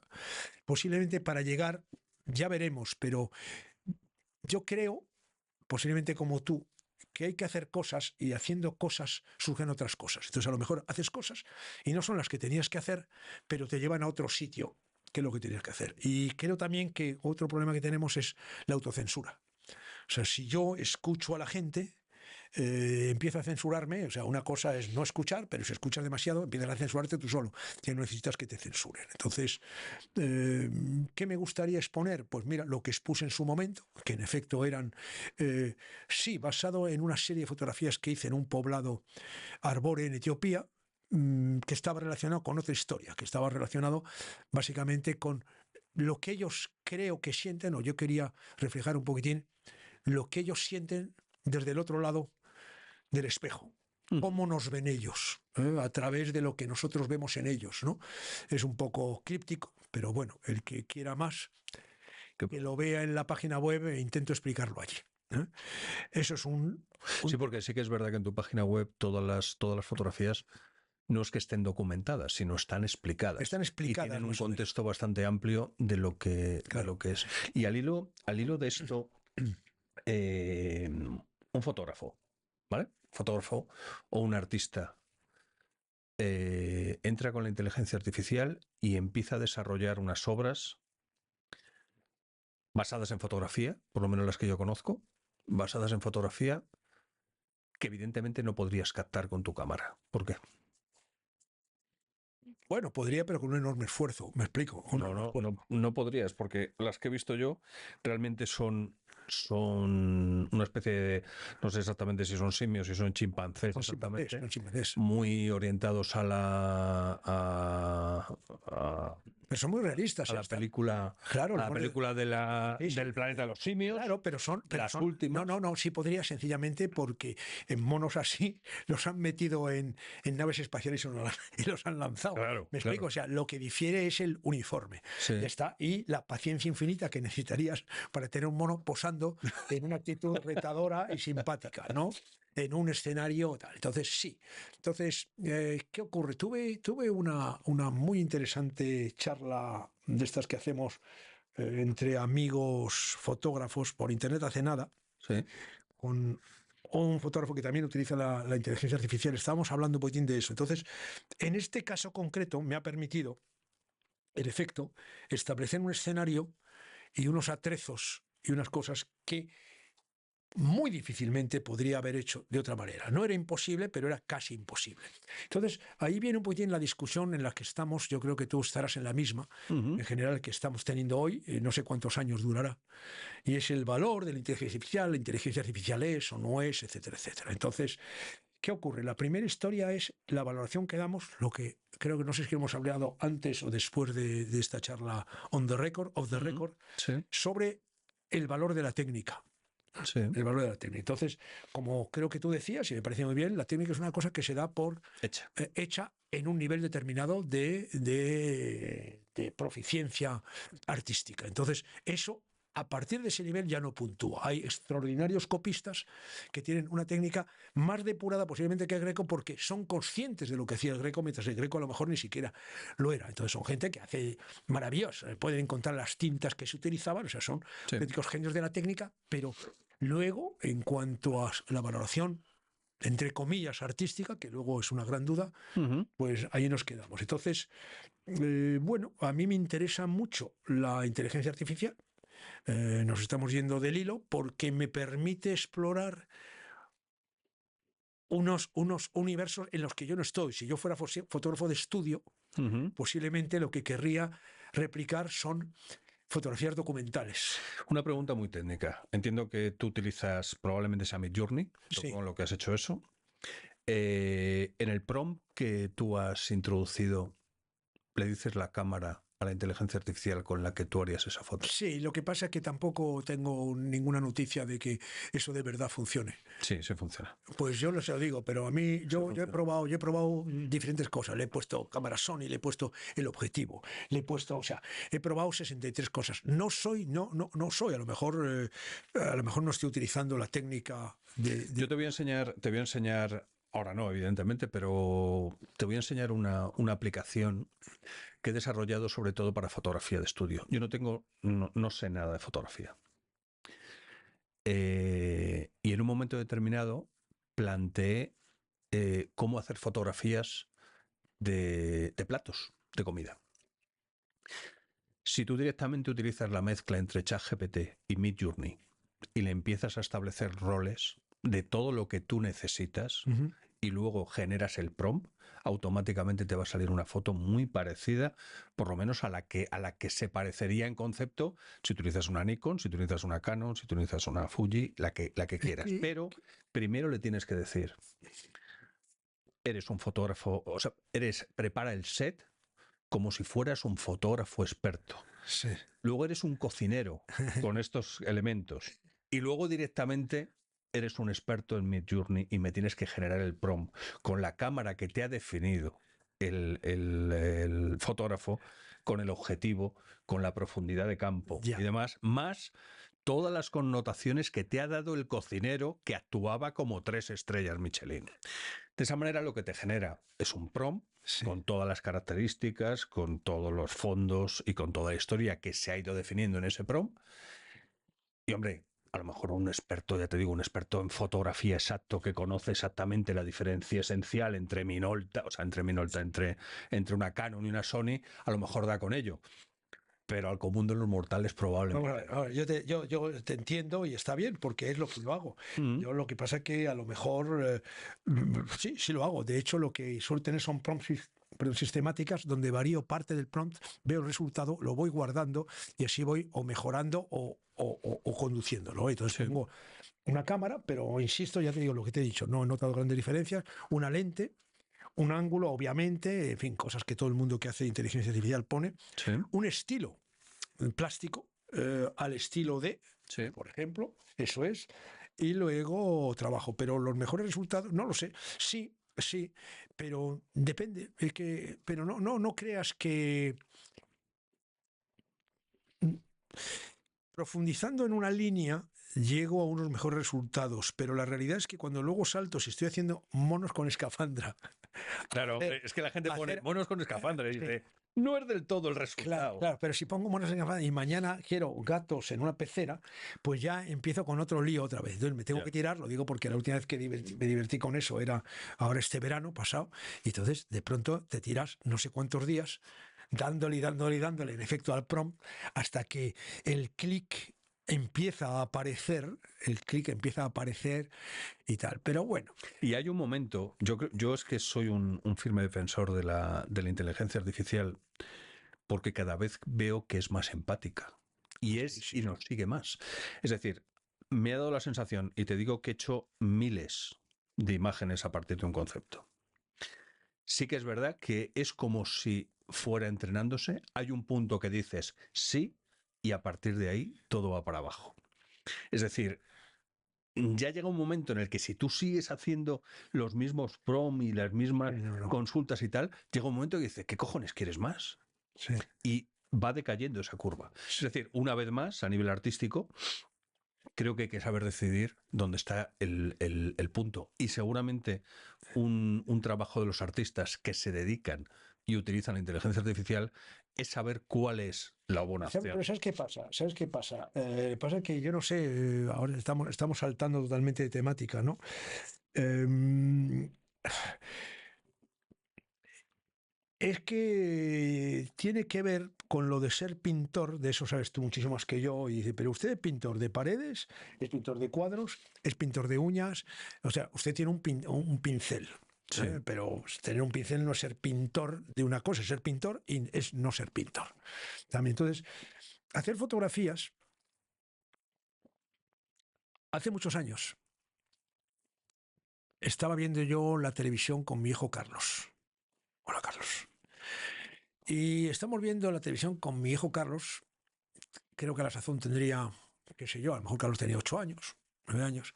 Y aparece una presentadora que era extraordinariamente popular en la época, muy sexy, extraordinariamente sexy, que además yo me pregunto un poquitín cuál es la razón de que en un programa infantil pusiera una presentadora con esas protuberancias tan notables, Que ¿no? las usa o alguna vez. Bueno, y entonces, bueno, te quedabas un poquitín sorprendido, pero claro, la idea era justamente tener a padres con los niños también viendo, imagino, programa infantil. Entonces estoy allí y le digo a Carlos, le digo, Carlos mirando, los dos chicos, mirando así la televisión, soy papá, mirando fijamente. Carlos, sí, papá. Carlos, soy papá. Carlos, ¿te gustaría tener una chica así en clase? Sí, papá. ¿Y para qué? Dice, no sé, papá. Entonces, es lo de, es que tengo una cámara Nikon, tengo una cámara no sé qué, tengo esa cosa que tenemos ahora. ¿Y qué? Eso es la parte comercial, en principio, ¿no? Pero luego viene la gran discusión, la gran duda, ¿no? Volvemos nuevamente al asunto de la técnica. El saber dirigir una prompt es cojonudo, con perdón, está muy bien, pero ¿para qué?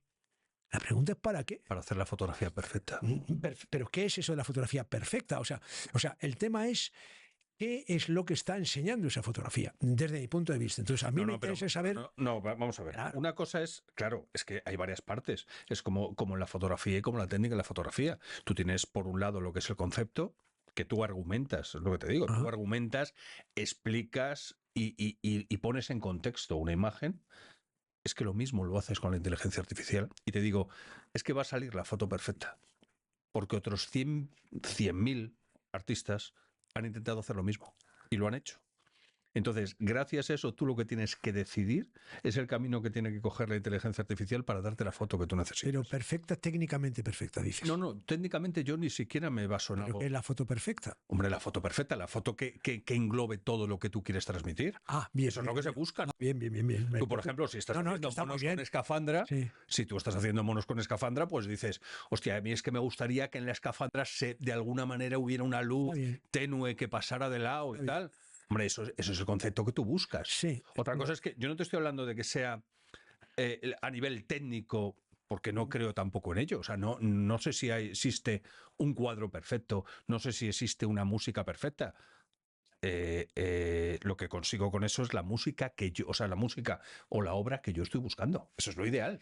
Claro. Y la inteligencia artificial creo que te da la posibilidad de hacer eso y muchas otras técnicas, ¿no? Porque la fotografía dependerá, fíjate, la fotografía puede depender hasta que tenga bajo la cámara, hasta la temperatura, hasta 1000 cosas, evidentemente.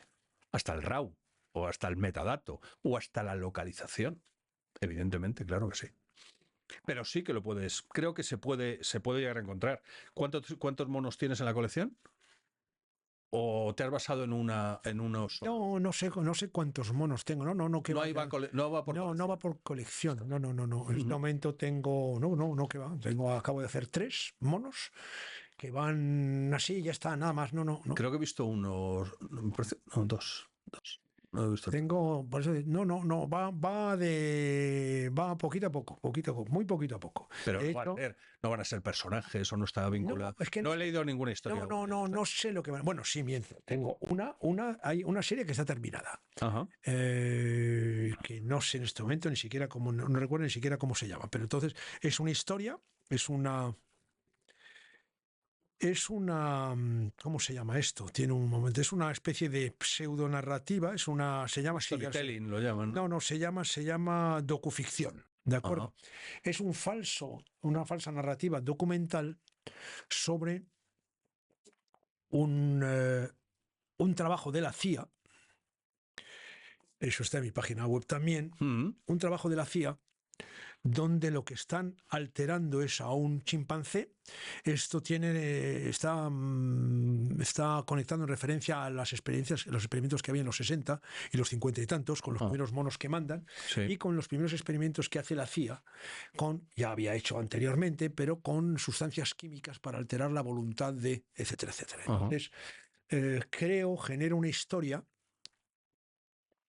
donde la CIA establece un plan para hacer que un mono se convierta en actor famoso y llegar a la fama consiguiendo ser espía, es un espía realmente para la CIA. Entonces, esto que parece auténticamente fantástico lo empieza a mezclar con cosas reales. Entonces, en ese momento hubo, a lo largo de los años, primero en esa época aún tenías monos, chimpancés que actuaban en los circos. Ahora está prohibido, etcétera, y que hacían cosas que parecían humanas.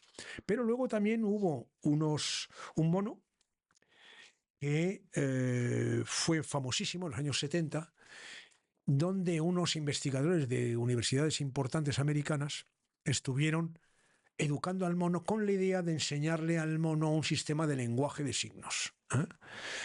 Absolutamente serio la historia. Entonces el mono llegó un momento donde se creó toda una historia donde la gente intervenía, científicos discutían exactamente igual que sobre inteligencia artificial, sobre las posibilidades que había de que un mono se comunicase con nosotros, porque el mono conseguía un catálogo de determinadas palabras.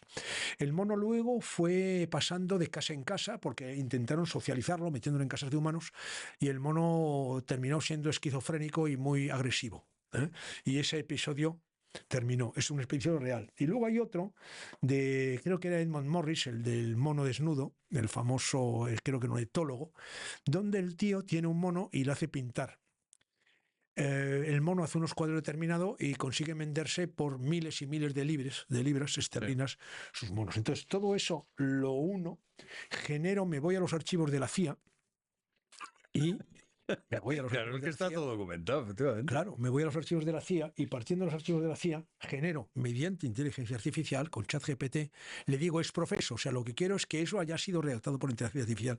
Le digo que me genere una historia con el guión que yo le he dado. ¿De Ajá. acuerdo? Entonces, con eso y con la estética de los documentos de la CIA, genero una documentación ficticia que relata los esfuerzos de la CIA para llegar a este fin, que mezclo con imágenes reales de la CIA, Ujú. jugando justamente al trampantojo, donde lo real parece ficticio y lo ficticio parece real.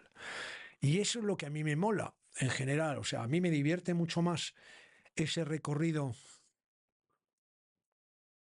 intelectual, narrativo, esa, en general, porque me interesa también luego cuando hago lo de los presos, me interesa. Entonces, creo que me interesa, son cosas que lo que es fantástico de lo que yo hago, para mí es que como no vivo en absoluto de vender obra, en Claro. absoluto, ¿eh? Entonces eso es una tristeza, me gustaría, pero no por el hecho de vender, sino porque me encantaría ser famoso vendiendo obra, pero eso sí que me permite una libertad, donde yo no me debo a algo que alguien espere. Claro. Tuve Sí, sí, una sí. charla justamente entre los otros, un magnífico crítico de arte, Blas González. Estábamos allí con gente fantástica, estuvimos en una reunión. Entonces me dijeron, bueno, es que estamos un poco decepcionados porque creíamos que esto era una narrativa de este modo y de este modo. Entonces digo, bueno, yo lo entiendo y entiendo también que tengo una posición un poco anárquica donde estoy en plan juguetón, o sea, no sigo unas reglas determinadas, cuando se espera algo de mí no termino de cerrar y creo, en efecto, que genero unas expectativas desde el punto de vista académico en unos, porque académicamente parece que estoy muy formado y que lo estoy haciendo, pero al Ujú. final soy un autodidacta que no ha sido formado en unas reglas narrativas y entonces se las salta. ¿Que podría hacer un esfuerzo y seguirlas? Sí, pero no es lo que quiero. Claro. No es lo que quiero, no es mi juguete. Y tengo la gran libertad que estoy jugando. Entonces, en esa parte de mi vida, yo soy extremadamente muy consecuente, muy ordenado, muy esquemático y muy predecible en mis viajes profesionales. Y artísticamente tampoco que sea sorprendente, pero entiendo perfectamente que gente con muy buen ojo crítico, que me encanta además que haya gente con muy buen ojo crítico que se pare a ver lo mío, Ujú. me diga, oye, Harry, aquí hay una cosa que no entendemos porque te has despistado. Pues tienes razón. Pero me temo que no es un problema de principios. Creo que no me voy a empistar. O sea, el Ya, problema ya, es ya, que ya. no es realmente lo que quiero. ¿Eh? No, Claro. seguramente te da la libertad de hacer lo que quieras. Es decir, Más o yo menos, es como mi porque. Claro, trabajo, claro, claro. lo que hemos contado muchas veces, mi trabajo informático y mi trabajo artístico. En unas cosas tengo que ser muy, muy germánico, Uh-huh. muy medido, y en otros es cuando te vuelves loco y haces lo que te dé la gana. Y oye, la vaca está ahí. Si a alguien le gusta que se lleve la vaca. O sea, eso está, Y si no, que compre leche. está claro. Oye, ¿hay alguna relación entre tus obras y los cinco sentidos? ¿Hay algo que buscas en todas tus obras o no especialmente? Yo creo que he intentado encontrar un vínculo, porque como hago cosas muy distintas, pues me resulta, yo soy el primero en decir, oye, ¿por qué hago esto que parece que no tiene nada que ver con lo otro? Hay un nexo de unión, creo, no lo tengo muy claro, que tiene que ver con la identidad, ¿eh? Pero no la identidad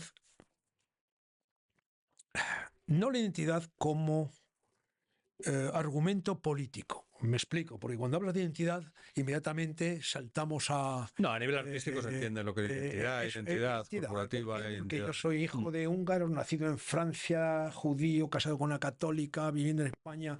Entonces, bueno, pues no me hago preguntas, pero está claro que soy como mínimo multicultural. Claro, Posiblemente, digo que tampoco, porque posiblemente obedece a una cultura occidental tipo, ¿no? sí. Entonces, es un poquitín eso. Es más bien, fíjate, creo que sí, que en mi trabajo artístico sí que hay una proyección de mi sorpresa cuando viajo.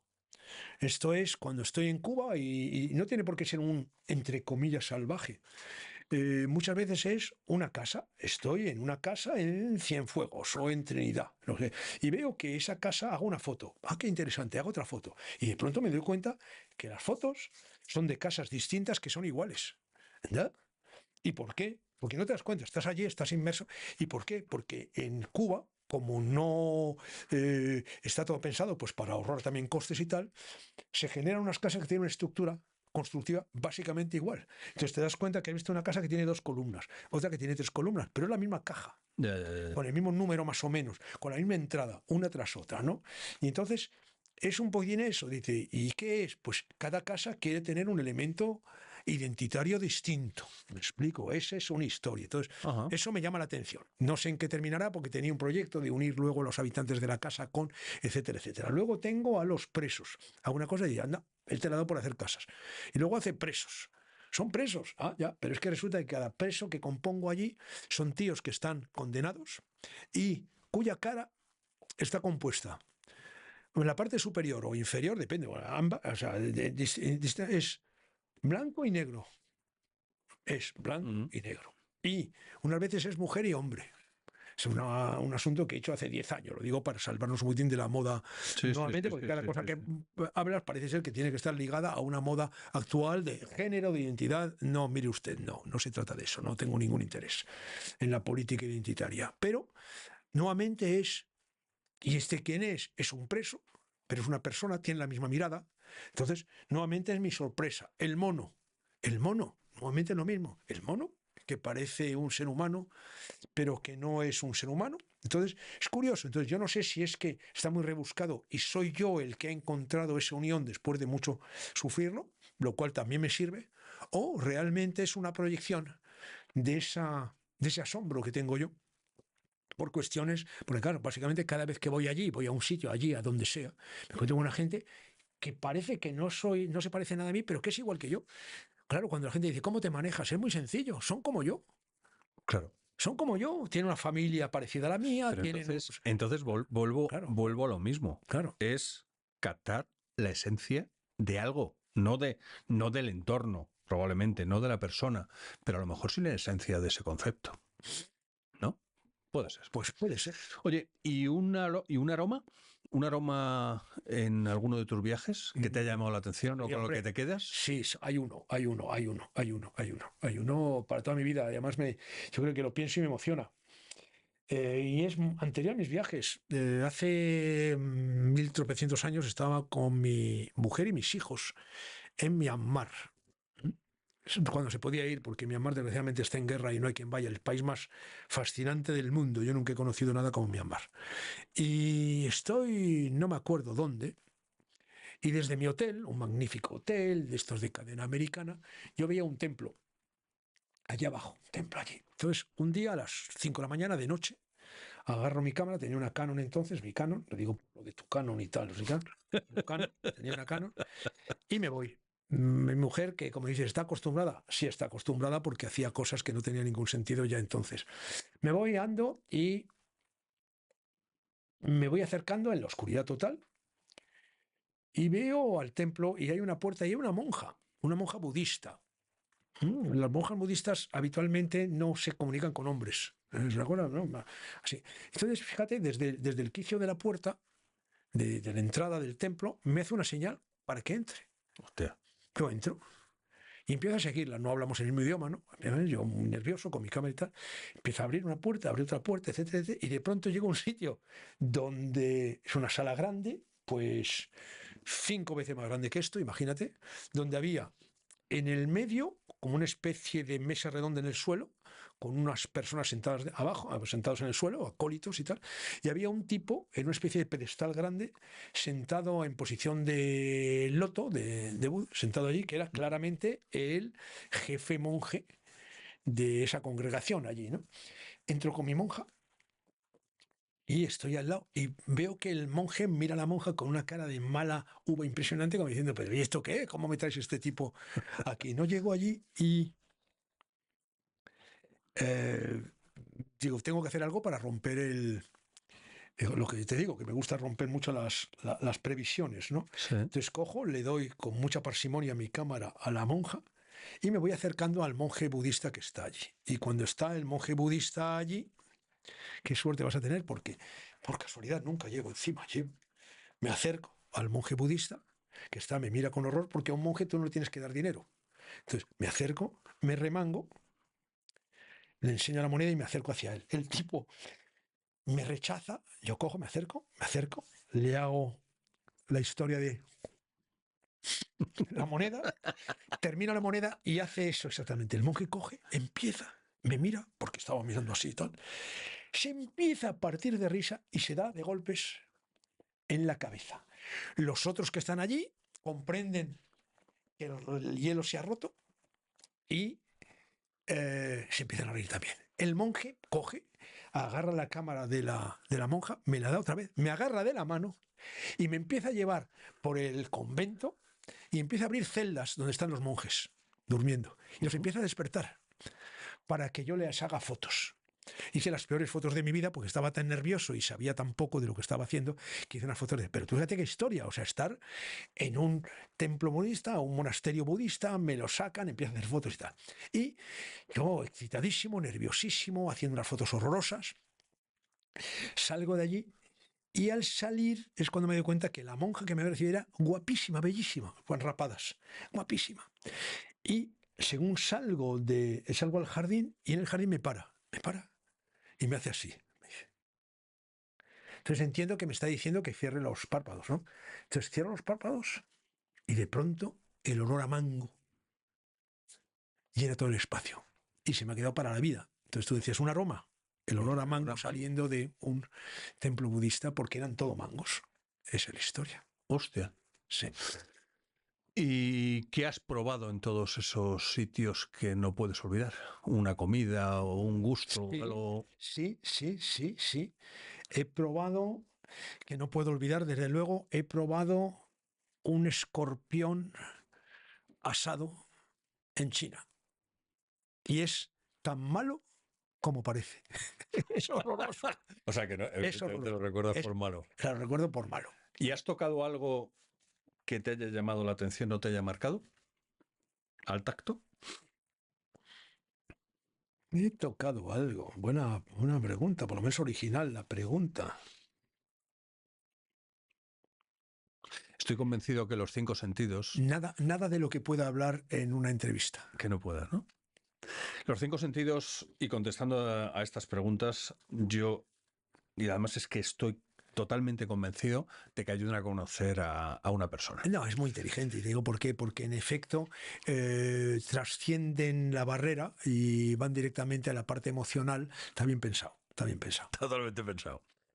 Date cuenta, Harry, probablemente... date cuenta, te he interrumpido, que tengo un máster en teoría psicoanalítica también. Exactamente. Entre otras cosas. Probablemente de los invitados y de la gente que yo he hablado y con la que he tenido charlas... ¿Esto va a ser el fin? ¿Va a ser el fin? Muy probablemente... ¿Va a ser el fin?